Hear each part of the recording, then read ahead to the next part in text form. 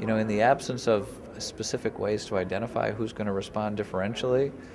your best information about how to treat someone is based on whatever information you have about the average effects in an entire population, recognizing that for some people they're going to respond, other people aren't going to respond. At that point, I think you'd be, best off looking at things like, step therapy or, approaches that recognize that there's uncertainty about which individuals will and won't respond, the possibility that those people might in fact respond to a more expensive, agent, and at that point, the cost effectiveness of that product in that person obviously becomes, very high. But what I think is too often done is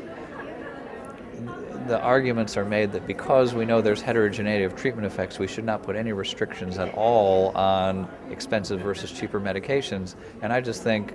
that it only becomes relevant where you actually have some ability to identify patient characteristics or biomarkers or clinical features that will differentiate people who respond from people who won't.